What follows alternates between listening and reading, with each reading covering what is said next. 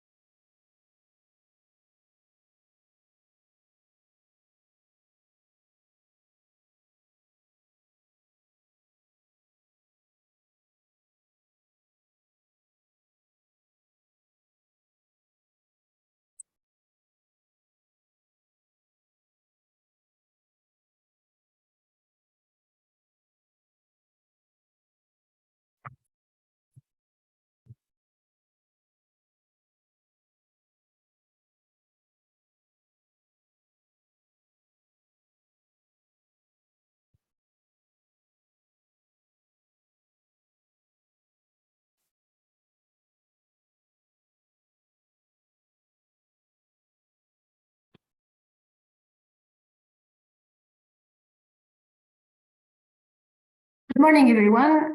Thank you for joining us today.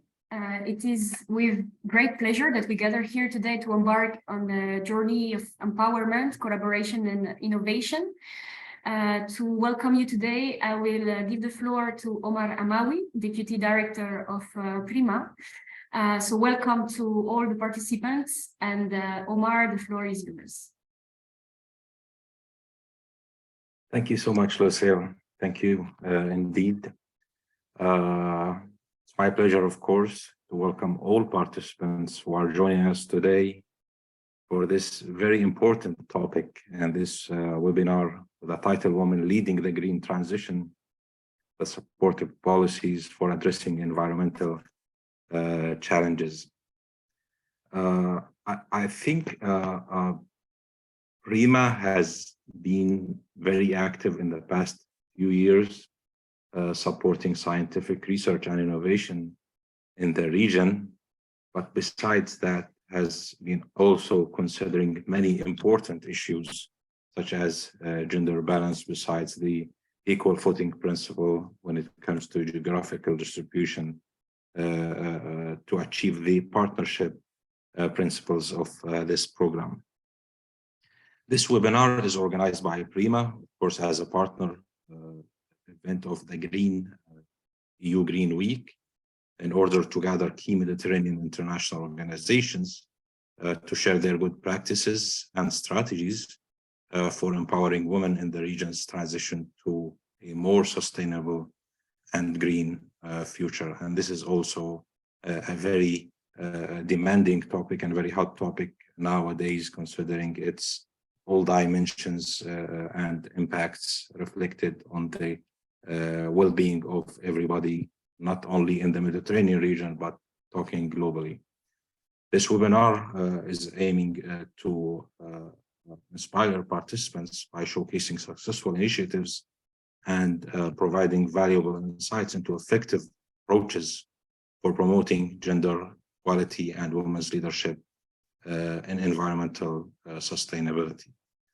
It also aims to explore the entanglements of women, supportive policies, and environmental action, highlighting the significance of gender equality in achieving a sustainable future. There are several objectives as been shared with all of you from this short 1 hour seminar, but among those very important objectives, fostering dialogue and collaboration among stakeholders is seriously crucial to strengthen supportive policies and promote women's active participation in environmental decision-making processes. As I said, the equal footing principle, which is something unique within the PRIMA program and has been adopted more than 10 years ago, when the program was still at the very early stages, it's not only considered as a pivotal role to cover the geopolitical representation, but it extends to consider gender equality too. Today, also, we have, I think, 4 speeches, 4 presentations from our colleagues and experts that will be shared with us. And I would like to thank each and every one of them for being with us today and for sharing their experiences with us, so we can all together achieve the objective of this short meeting. As I said, it's only 1 hour, but we are counting on the outcomes of this meeting to be very effective and very crucial for the next steps to be. Of course, this is one of I think 3 seminars that PRIMA is organizing within this EU Green Week, but we are starting, and the start will be hopefully very effective. I will not take much longer because it's very limited in time. So thanks again for participating. Thanks for being with us today, and I wish you really a very fruitful participation in this seminar. Back to you, Lucille. Thank you. Thank you, Omar, for your welcoming words, and also for setting the tone for this event. Please to everybody note that we will be holding a Q&A session at the end of this session. So if you have any question for our speaker, you can type them directly in the Q&A box provided, also mentioning to whom you would like to ask this question. So now it's my pleasure to introduce our next speaker, Ana Dora-Enriquia, who is Program Manager on Gender Equality at Union for the Mediterranean Secretariat, and whose expertise lies in women's economic empowerment, access to the labor market, and female entrepreneurship. She's in charge of the UFM monitoring exercise on gender indicators since 2020, and she coordinates the UFM regional policy dialogue on women empowerment. And I will now, with our presentation, shed the light on the crucial topic of the importance of women involvement in the green transition. So Anna, the floor is yours. Thank you very much, Lucille. Thank you to PRIMA team, not only for organizing this timely and relevant webinar in the framework of the EU Green Week, also for inviting the Union for Mediterranean. We are working with PRIMA in several contexts, lately also on gender equality and women empowerment. So thank you again for your commitment on this topic. Today, the topic is why women are so important and which role they can play in the green transition. As you know, a couple of years ago, the European Commission adopted, in collaboration with the MENA countries, the new agenda for Mediterranean. And green and digital transition are the main framework policies set up in the agenda. And the Union for Mediterranean has been recognized as one of the key actors in implementing both green and digital transition. Talking about green transition, it's also one of the main reference of the Gender Action Plan 3, which is the legal framework for all the action the European Commission is implementing in the southern neighbor countries. And this is also one of the main policy reference for the Union for Mediterranean and its ministerial declaration on women that has been adopted last October for the 43 member states. Indeed, in the ministerial declaration, we adopted the role of women in the specific, let's say, climate-related setting Mediterranean is facing, meaning health crisis, climate crisis, food and energy security crisis, is the role of women has been identified as relevant. Now, despite this, despite the fact that all the figures and all the facts are confirming that women are the one most impacted by climate crisis, food security crisis, and the fact that they should not hold a role of vulnerable groups to be targeted by the policies, but they should be agents for change. Despite this, we are still far from adding a gender equality perspective and gender responsive perspective on board when we are talking about planning and financing policies for green transition. And this is where the Union for the Mediterranean would like to act in the coming years through different instruments. First of all, when we talk about green transition, we talk about green skilled, green jobs. This meaning that the access to the labor market should be oriented also to provide, from one side, access to technical skills related to the smart agricultural development. So if we are talking green transition, we should be sure that, first of all, women have access to education, vocational education and training, and in a second step, that this skill can match the market demand for green skill and jobs. So the development of specific curricula on this area should be also taken on board when talking about policy development. Second point, not only skills are needed, there are needed investment in what is called agrotech or new technology for a sustainable green transition. This means that we should bring aboard both public and private sector, investment funds, financial institutions to have a specific, let's say, role in supporting gender smart investment related specifically on agriculture and climate finance adaptation. Third point, we always say that our main target group are women and youth in the policies for a new Mediterranean agenda. But we should work not only for them, we should work with them. This means that we should also improve their political participation in the definition of main policies at national and regional level. We always stress the fact that the presence of women in the COP negotiation is very low.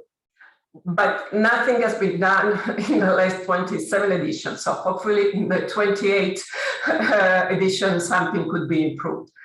To do this, we need to work with all the stakeholders, with the academia, with the research institution, with the vocational education and training programs, with the civil society organization, and with the financial institution. And this is where the Union for Mediterranean could play a role, because our main objective is to provide a platform, a policy dialogue platform for this.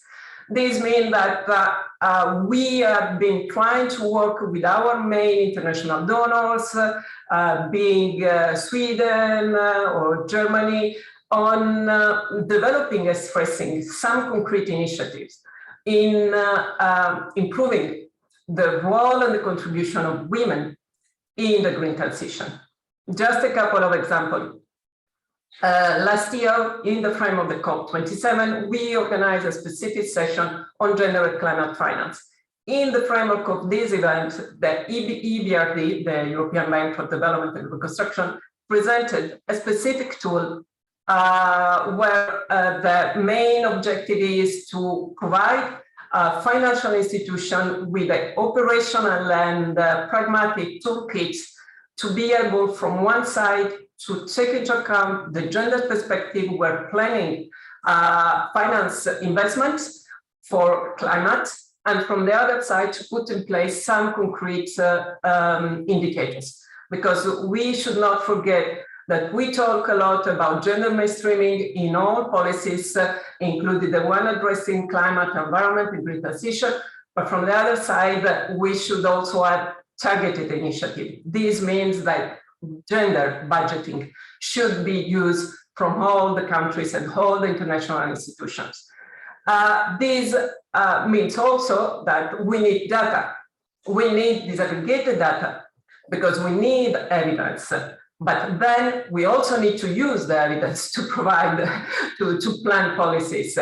Because from one side, we know that all the data are confirming that if we could have more women in a leadership position or more women in the labor market for green transition, we will be able to achieve 0.5% less of CO2 emissions, or we could increase the GDP level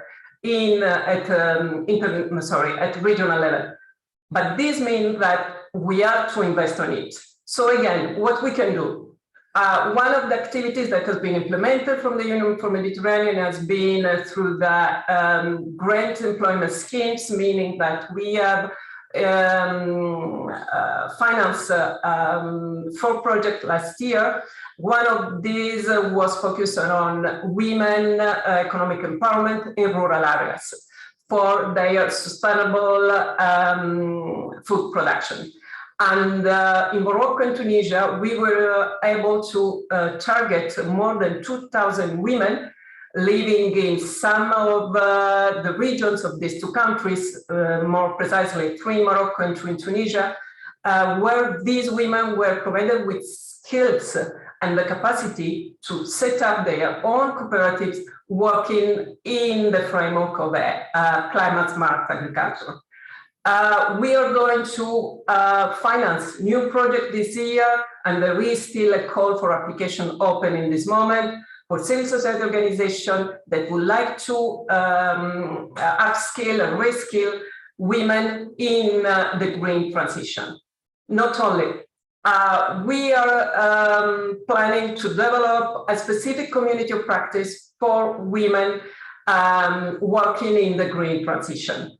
And this should be launched by the end of the year, and we will start by a specific activity that we are organizing in the framework of the MED COP, which is one of the preliminary events towards to the COP27 that will take place in Morocco in 3 weeks, where we will have women more particularly working on energy transition. Additional topic, we would like, as I said before, to work on data.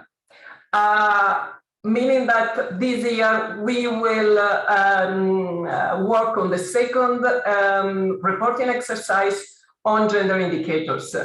And when we talk about gender indicators related to employment, labor market, unfortunately, in several countries, there are few data disaggregated by sex. So we don't really know, especially with those areas related to agriculture, where the informal employment is one of the most relevant.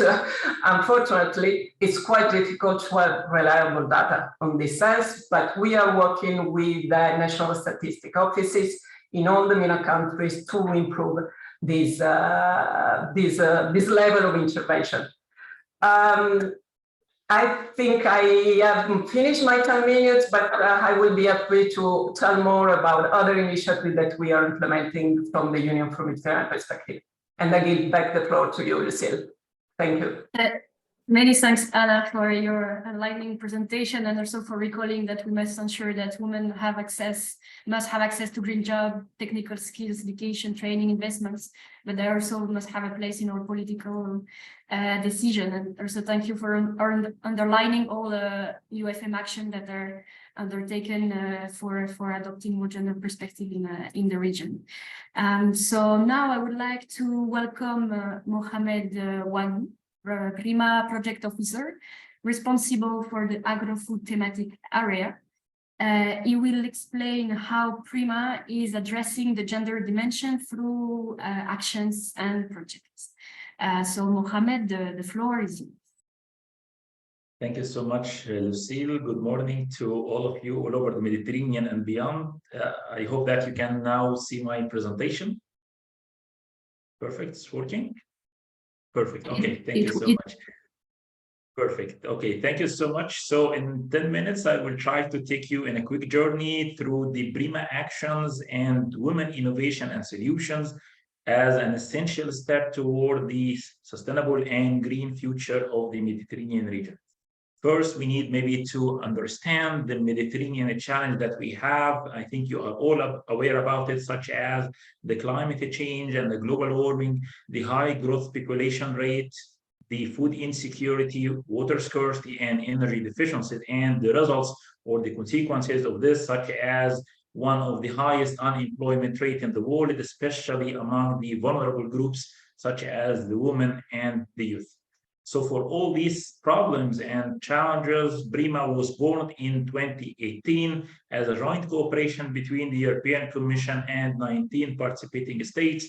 And we are addressing 4 main thematic areas: the management of water, sustainable farming system, sustainable agri-food value chain, and water, energy, food nexus, ecosystem nexus. Without forgetting for sure the cross-cutting sections, such as the gender dimension. So after 5 years, we managed to fund up to 202 projects with a total investment 286 million. But one of the key indicators that we always love to mention, that around 1,900 researchers, entrepreneurs, SMEs, companies, and research foundations are co-create and cooperate together in order to develop innovative solutions to solve the societal challenges in the region. Now let's zoom more a little bit on the gender dimension. And year after year, this became like more and more hot topic at the PRIMA Secretariat. Like for instance, last year, in the occasion of the celebration of the Day of the Mediterranean, in a partnership with the Union for Mediterranean and other organizations in the region, we organized and host our first gender equality and women empowerment webinar to address this topic. But this year, we took this one step further as a partner event as part of the EU Green Week, and in a partnership with 10 regional and international organizations in the Mediterranean to address and to see the barriers and drivers in order to empower women as champions of the green transition in the Mediterranean region. Our reference document, which is the PRIMA policy brief that we published in December last year, and now we are working in the new edition, it analyzed the women participation at 3 different levels: the macro, meso, and micro level. For the macro level, which is the PRIMA governance structure or the bodies, such as the Board of Trustees, the national funding agencies, the Scientific Advisory Committee, and the PRIMA Secretariat, you can see the women participation and representation under each one of those governance structure that we have in PRIMA. For the meso level, we have we assess the participation and the gender dimension for the evaluation committees. Every year, we hire a set of experts and reviewers in order to do the evaluation and assessment during the first stage and the second stage. So between 2019 and 2021, the female reviewers represent around 36% of all appointed reviewers or evaluators. This increased in 2022 to be around 46%, and nowadays we succeed to reach around almost 50% representation of female reviewers and evaluators in the PRIMA products, in the PRIMA evaluation committees. Now going to the beefy part, or the most interesting, which is the female participation in the PRIMA projects and actions. We analyze this participation at 2 scales: as participant as well as female coordinators for the PRIMA funded products. Over 4 years, the first 4 years between 2018 till 2021, we can see that 33% of all participants in funded PRIMA projects were females, while the female coordinators represent 35%. In 2022, we had advancing these numbers to reach 33% of all beneficiaries and participants were female. And this is a very good news for us that 45% of coordinators of the 2022 funded PRIMA projects were females. And with no surprise that agri-food still keep to be the, let's say, the most favorable thematic area for female participation, we can note that 64% of the 22 funded agri-food products were coordinated by females. That's why year after year in the PRIMA context and the PRIMA topics, we keep highlighting the importance of the gender dimension and gender equality and the participation and engagement of the marginalized groups, mainly the women and youth, as an important elements in the success and ultimate impact of any funded projects. That's why we have very successful project that we are cordially inviting you to attend tomorrow to listen to some good example and best practices, such as, for instance, the Nexus project that analyzed the gender gap for the welfare nexus ecosystem in the Mediterranean. But just today, I will shed the light on one of my favorite agri-food project, which is Project Delicious, that aim to promote the healthy and sustainable Mediterranean diet and lifestyle for children.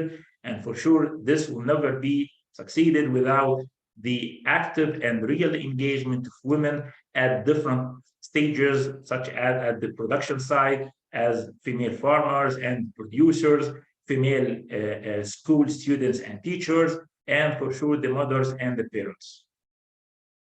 So we tried our best to list down the main challenges from our perspective as a funding agency in research and innovation that may be like act as a barrier for more women empowerment and engagement in the research and innovation action, such as limited access to the resources and the finance, lack of representation and inclusion of the women, especially at the decision-making level and the leadership, limited capacity building and access to training, unknown or unpromoted women best practices, and last but not least, the lack of women engagement in the research and innovation actions or products.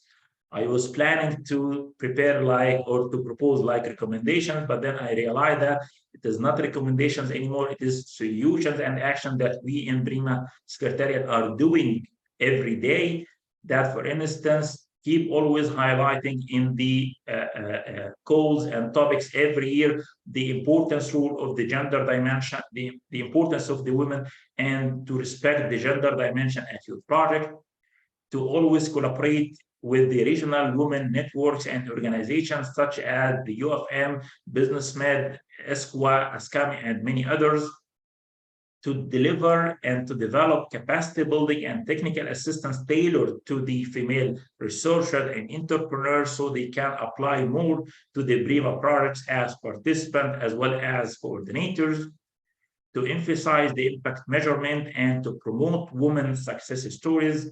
Last but not least, always to speak with the consortia of the funded projects to empower the female participation, active and real participation at all project stages at the consortium side, as well as target groups and the final beneficiary. So to conclude that we believe in PRIMA that empowering women in the Mediterranean region to actively participate in the green transition will lead to more inclusive and effective solutions, leveraging their unique participation, skills, and knowledge. By overcoming the gender barriers and promoting women leadership, we can create more sustainable, equitable, and green future for the Mediterranean and beyond. So I'm ending my presentation with this quote from Mr. Joseph Borrell, the EU High Representative, who said that no action can succeed if women are not part of it. Thank you so much for your attention and wish you a successful event. And back to you, Lucy. Thank you so much. Thank you, Mohammed, for your presentation and also for providing an overview of where does PRIMA stand when it comes to gender perspective. And also, as you mentioned, tomorrow we will have the occasion to hear more about concrete cases from PRIMA projects. So if you all are interested, do not hesitate to register to tomorrow's session. We will share the link at the end of the session. So now it's with great pleasure that I invite Ruba Arja, Social Affairs Officer at the UN ESCWA, Economic and Social Commission for Western Asia, so she can share her expertise. In a few words, her work focuses on gender and development issues in the Arab region, including mainstreaming gender equality in public institutions and also women's economic empowerment. She's leading ESCWA work on women economic empowerment and the care economy stream. So now she will present the challenges of women's leadership in the Arab states. So Ruba, the floor is totally yours now.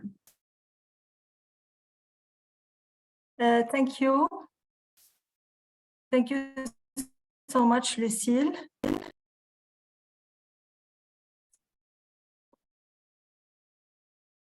One second. Can you see my screen, right? We can see your screen, but if you want, you can put the presentation on the presentation mode. Yes.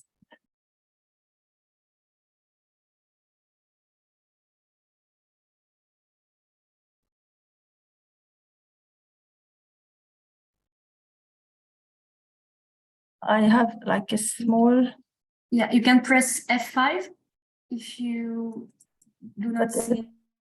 It's not working. Is it working now? No, we see the whole PowerPoint. If you press F5, maybe it's. I will stop sharing and reshare again.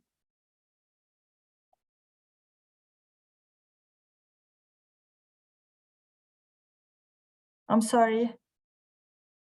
I'm really sorry for that. Now, is it working now? Can you see my screen? Yes. And now? If you can start the presentation mode. I'm starting, but it's not working. I give you control. Right. I'm sorry. Thank you. It's perfect. It works. Great. Thank you so much, Lucille, and thank you for PRIMA for organizing such a timely and very important event on such a crucial topic.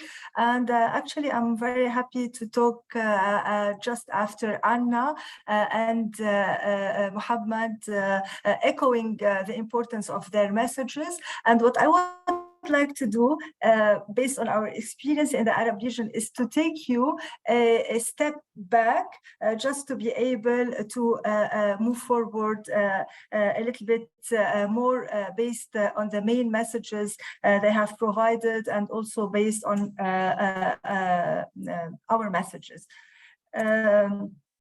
Actually, I want to start by understanding the green transition. If we're working about green transition, basically green transition is like addressing every single issue now in the economy. It encompasses renewable energy, including small and very bigger projects, sustainable transport, circular economy, sustainable development, consumption and production patterns. So it is across the board everywhere, and it should be included in all our action in the future. It's not what I want to say. It's not only about the green sector, it's about all sectors. If we look at transports, if we look at industry, so it's across the board, and we don't have to understand it as like one sector that it is green. And given this importance, and given that it is across the board, it's very important for gender equality. And gender equality is very important for the sector. So it's kind of vice versa. And this is another also message and relationship I would like to highlight this morning. Gender equality is very important to boosting a green transition, because as colleagues said this morning, it's a huge opportunity for women to invest their knowledge, to invest their expertise, to invest their potentialities in order to further boost the green transition, to further contribute to green energy. So women contributing and investing their potentialities is very important for the green itself, because it will bring more value, it will add value to our objective. And the second one, green is very important. Green transitions, green economy is very important to gender equality, because here it's future, it's tomorrow, it's as expected job opportunities, it is incomes, it is more contribution to the economy. So this is one important thing. In addition, that green transition might allow us also changing a little bit the stereotypes, because we don't have so far legacies. In some sectors, we have legacies. We know, for example, women judges, it's very difficult. It's very difficult for a woman, particularly in the Arab region, to be a judge. In green transition, we don't have this kind of legacies and stereotypes. That's why women can make breakthrough and can strive also their potentialities in such sectors. And this is why green transition is very important for women, and it's very important for women to be there. One additional message and like underpinning principle: women don't have only to be present or contributing into a small micro or like a very small and micro projects or ideas. So while we're working on green transition, it's very important that we push for women to be at all levels in smaller projects, like a small agro-food business, so we can provide, for example, solar, so women can be more into this green energy. But we have to understand also that women can be part of like much bigger projects on engineering, on water, on renewable energy. So while as practitioners, as policymakers, it's very important that we highlight the importance of women being in all projects at all levels. And I'm very happy to see, for example, that in PRIMA, you're while doing your data or measurements, you're counting participants and coordinators. So this is very important, but it's very important also to show that women can be and should be not only in agro-food, but also in all other sectors. And as Anna said this morning, we have like a prerequisite. Women, they have to have like the relevant education to be in this sector, STEM, technology, artificial intelligence, and you name it. So it's very important to push for women to have the be ready. This is one. Two, they have to be in the pipelines labor market. It's very difficult for them to be, whether in digital or in green or in any other sector. So while also thinking of our project and of our policy, it's very important that we put women or support women to be in the pipeline in the labor market. So it will be very easy or easier to them to shift into green transition or into some sectors. And the third like prerequisite is about empowerment. It's about leadership. It's about networking, because also we understand the importance of women being in the network, women being in the physical spheres where decisions are made, and where they can have the information about what's going on, about the projects, about the investments, and in addition to access to finance. So as I said, education and capacity building. So here we have like two linked. Education and capacity building is whether it is about like formal education or it's about capacity building, it's about training. It's very important that they have relevant education and the relevant capacity building, and not, I would like to reiterate once again, not only for very small or micro projects, but for projects across the board everywhere, for their potentialities to be fulfilled, particularly in a very difficult, challenging labor market after COVID. And this is also one important thing to take into consideration. The second one is women economic participation. We know that in the Arab region, women economic participation is very low. Labor force participation for female is around 20%. So one woman for 5 men are in the labor force. So we want women to be in the green transition. We want them to be to take the job opportunities in the green market, but they are not in the labor market at all, and this because of many barriers, power structure, gender stereotype. We're talking also about discrimination embedded in legal frameworks.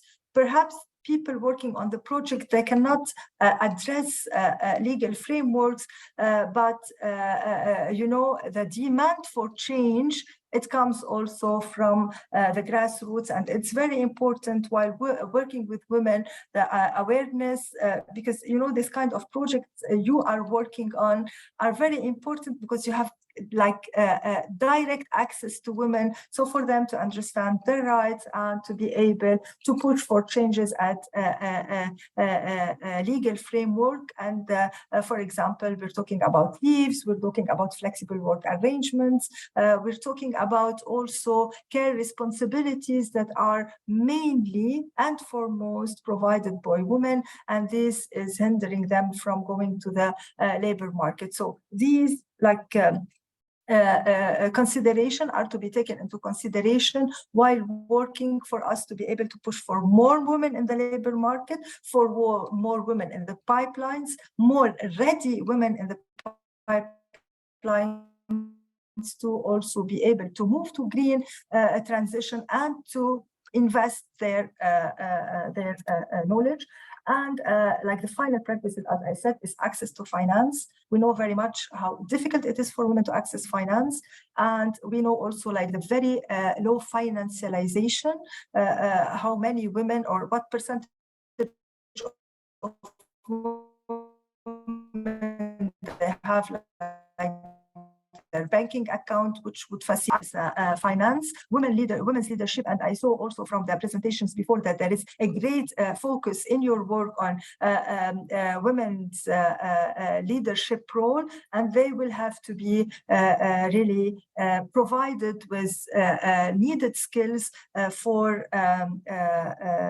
leadership and networking. And one additional message, I have so many messages because I have only 10 minutes, is networking, not only women's network, but women need to be in the broader women and men network where where decisions are being made, and they can benefit from the information being provided, from all the knowledge being in their network, and from all these support. So also having broader women-men network is very important, very important here.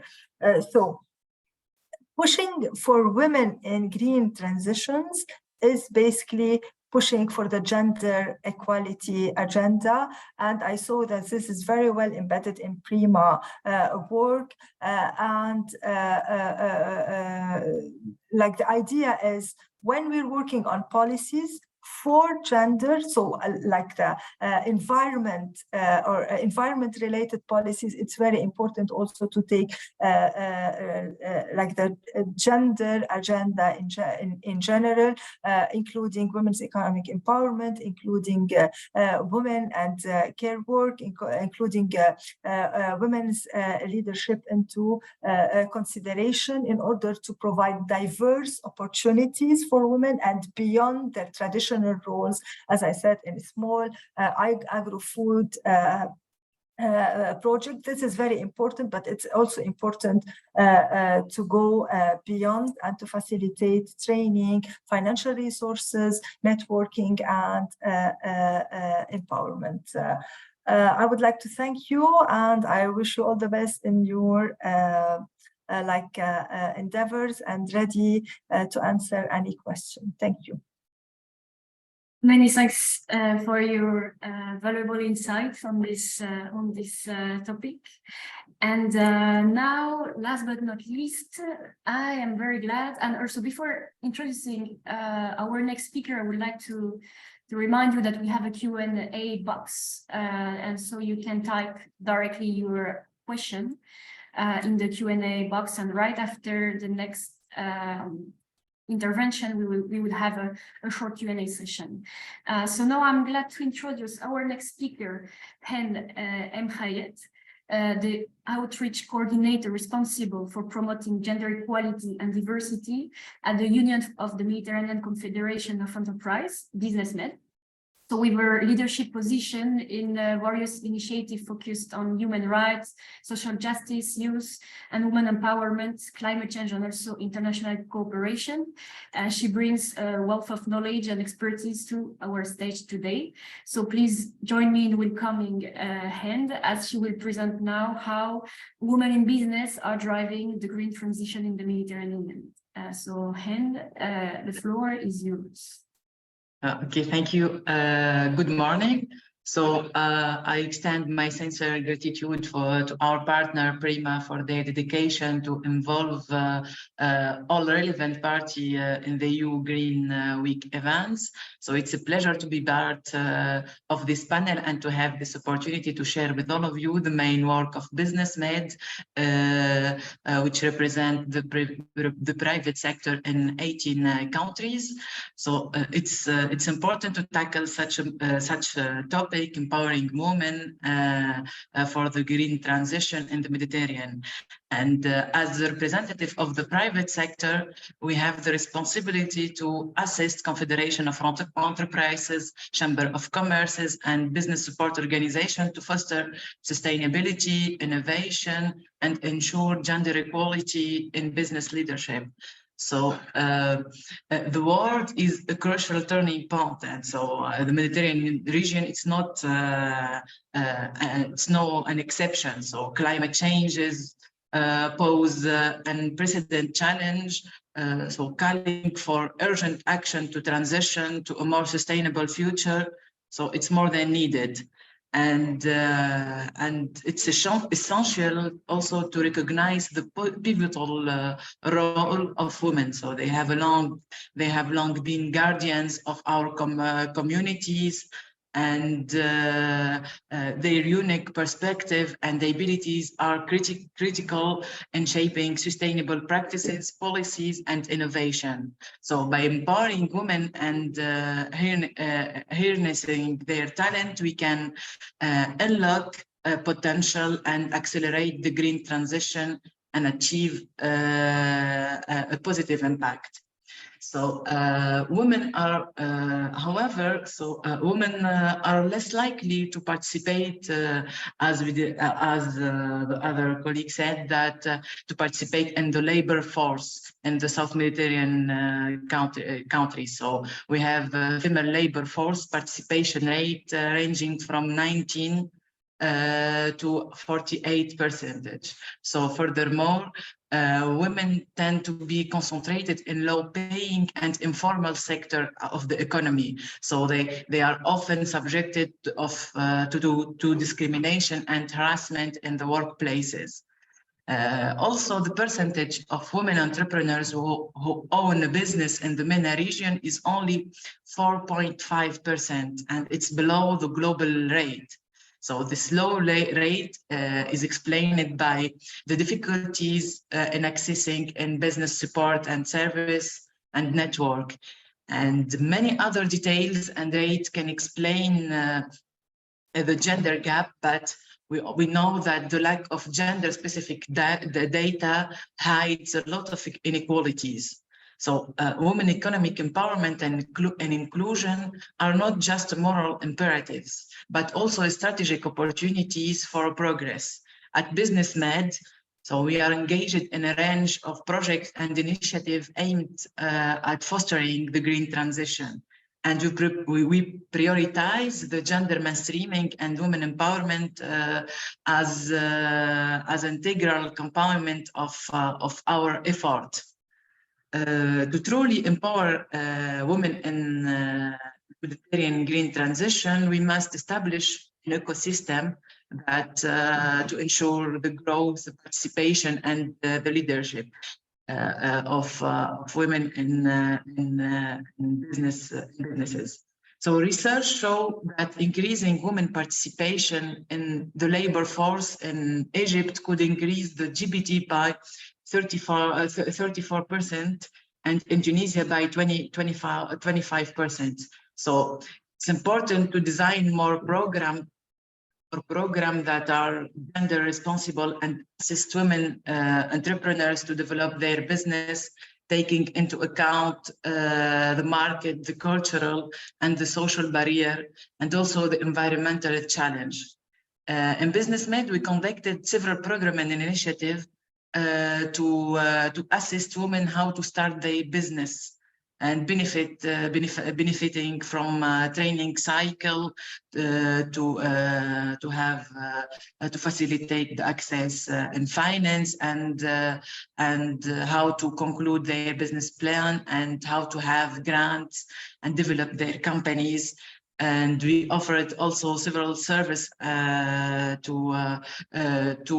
to extend their network and to have potential to be involved in other markets. So in 2022, 200 female entrepreneurs benefited from training cycle, taking into account the specific need and the challenge faced by women in the 3 countries, Egypt, Tunisia, and Lebanon. Also, sub-granting schema were managed through this the PRIMA-MED project, developing the financial capacity of 25 female entrepreneurs from these 3 countries with financial aid starting from 10 to 25,000 euro. So the private sector innovation are more than needed to assist women entrepreneurs in accessing finance and to launch or expand their businesses. And digital action are playing an important role in supporting women entrepreneurs. So by developing digital tools and platform, we can help women entrepreneurs to overcome many of the challenges they face and achieve greater success in their businesses. And at PRIMA-MED, we have taken significant steps to empower female and young entrepreneurs through our project and activities, specifically in PRIMA-MED project. In addition to the thematic committees that aim to advocate for supportive policies and gender responsive approach in empowering women's leadership in non-traditional sector as the green transition. So we have also developed the BCD platform, Business Country Desk, which is an online information service platform designed to support and promote trade and investment in the Mediterranean countries, as well as to initiate and develop north-south and south-south commercial partnership between the Mediterranean economic operators. So this platform serves as a digital tool to connect entrepreneurs from various countries and sectors and develop their skills through e-learning model, manage business meeting also, and provide new opportunities for partnership and access to new markets. Also, we are aware of the importance of promoting women entrepreneurship. So as a result, we developed a specific tag on BCD platform called Women-Led Company, which is located under the partnership section of directory subscriber. So this tag helps women entrepreneurs stand out and enable other businesses to find them more easily, and promoting greater visibility and potential for partnership. So by providing these digital tools and platform, we can help overcome the barrier and the challenge that women entrepreneurs face and unlock their full potential. Such platforms enable knowledge transfer, foster confidence, and provide valuable guidance and accelerating women advancement in business and sustainability. And also facilitating access to financial resource, green investment opportunity, for women or entrepreneurs are key element to have an important engagement of women in green transition, because we all of us know that female entrepreneurs in fragile and conflicted, affected countries are facing different conditions even within the same country. So female entrepreneurs in a rural area has not the same condition and barrier that another one from other cities. Also, the social norms, the stereotypes limit women's roles and potential. So by promoting economic opportunity in the green economy and recognizing the role played by all stakeholders, we can effectively address the challenge at hand. So implementing some measure and assisting women entrepreneurs to have access to finance, so will serve to overcome the barrier encountered by female entrepreneurs and foster more supportive and inclusive business environment. So this will result in enhanced success for women entrepreneurs and contribute to overall strengthen prosperity to the economy in the South Mediterranean country. While some progress has been made, so attending gender equality in business leadership continue to be a significant challenge. So to address this, we must adopt comprehensive strategies. One approach is for the private sector is to actively involve women in the decision-making process. So this can be achieved, for example, by the establishment of employee resource groups, ERGs, dedicated to gender mainstreaming. So these groups enable employees to collaborate in implementing gender-sensitive policy within the company and actively participate in decision-making process. As we discussed it before, so the absence of the gender-specific data conceals several inequalities. So implementing mechanism for accountability and regular reporting on the progress in gender equality within companies, the several sectors will enhance the visibility of gender mainstreaming, communicate diversity and inclusion metrics. So in conclusion, empowering women and the green transition in our region require our collective commitment and action as a representative of the private sector. So it's important to seize this opportunity to lead by example, to drive sustainable practices, fostering gender equality and ensuring a brighter future for all, for women entrepreneurs and for the new young generation. So thank you for this opportunity. Many thanks, Hen, for your presentation. So now I see that we are running a bit late for the Q&A session, so we may have one or two questions. I've seen that Mohammed, there is one question you might answer in the Q&A box. So very briefly, in a few seconds, how PRIMA involve women of North Africa in sustainable projects. So it's a question from Sabine. So the floor is yours, Mohammed, if you'd like to answer. Okay, thank you so much, Lucille. Thanks for this question. Okay, just to highlight here 2 points. First, that as you know, PRIMA, it's a competitive call, so we have to offer like fair and transparent opportunity to everybody. But throughout the PRIMA call text, we keep always highlighting the importance of the gender dimension, as I showed you some screenshots of the previously launched PRIMA calls and topics all over the years.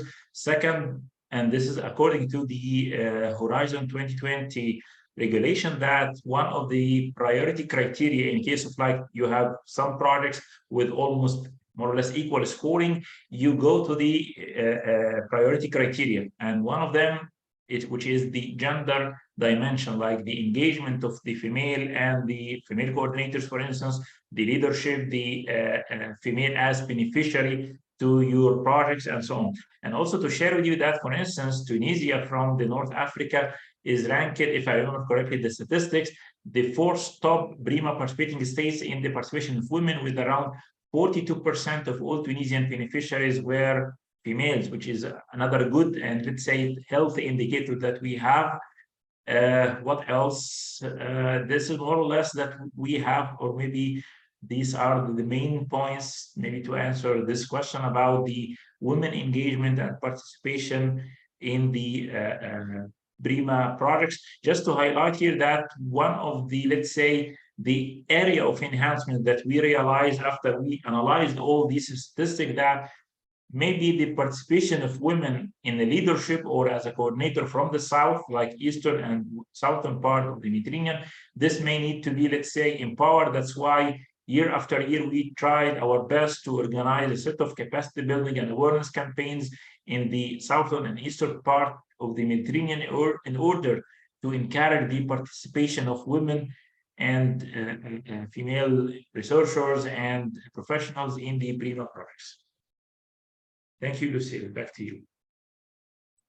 Thank you, Mohammed. So I think as we are coming near end of the end of the session, I would like to double check if there is no other question. It was related to how to participate to the project, so you kind of covered the question. And also, like, I might invite you to visit the websites of all the speakers and the institution that was present today. Right after, we will share with you a few links so you can also connect.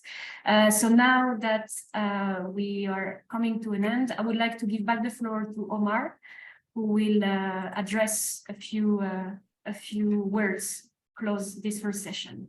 So Omar, yes, the floor is thanks, yours. Lucille. Thanks a lot. Thank you, Lucille, and thanks for all speakers today from UFM, from PRIMA-MED, from ESQA. We are really in PRIMA very proud of this partnership and this kind of collaboration between PRIMA and this organization. And this was indirectly highlighted as one of the challenges during all the speeches of today, that the need for more networking and the availability of data and the finance. This is one of the challenges in order that we are facing, that is probably facing more engagement of women into this green transition. So this kind of partnership could be one of those examples of solutions for these issues. Policy dialogue platforms, as described in the UFM presentation, is also another tool for enhancing this kind of women engagement. The community of practice also has been mentioned. I'm going through these as keywords, but I think they have been described more thoroughly in the presentation. But just to try to conclude here, communities of practice and networking is also very crucial. One of the most interesting challenges, as Mohammed mentioned, is the unpromoted women-based practices, and we need to work on that. And I think this is something also very crucial. It's not because we need to show what the women are doing, but in order to create this kind of success stories and telling of the potentialities that there are in engaging women more and more, of course, in this process. The need for education and training has been mentioned by all speakers, and there is no doubt about that in the process. And finally, having more sectors open for women will definitely actually expand the opportunities for the engagement of women. Finally, and last word to say that PRIMA is always seeking and looking for more opportunities to be more effective and efficient with the partners that we are working with. Thanks again to UFM, to ESQA, to PRIMA-MED, to SIAM, to all others that we are partnering with, and we will continue definitely and for sure working together in order to make our Mediterranean region better and increase the quality of our people in this region, and to transfer these best practices also to the entire world. We'll stop here. We are sharp on time. Thanks again for being with us. It was very interesting, very, very interesting indeed presentation and seminar. Thanks for all participants who joined us today, and looking forward to seeing you and meeting you again in other events and other seminars. Back to you, Lucille. You can conclude. Thank you very much. Thank you to everybody, and we are wishing you a great day and also a happy Environment Day as it's today, and also a happy Green Week that is starting today with this event. And also in the chat you will find a link to register to the other session, because we are hosting also another session tomorrow, and as we mentioned, with the project coordinator, so showcasing the concrete cases of what's happening within the project and on the ground.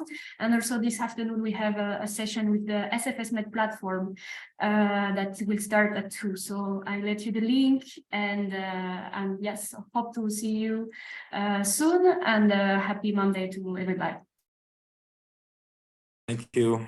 Bye. Thank Bye, you. Hannah. Thank you. Bye. Thank you. Bye.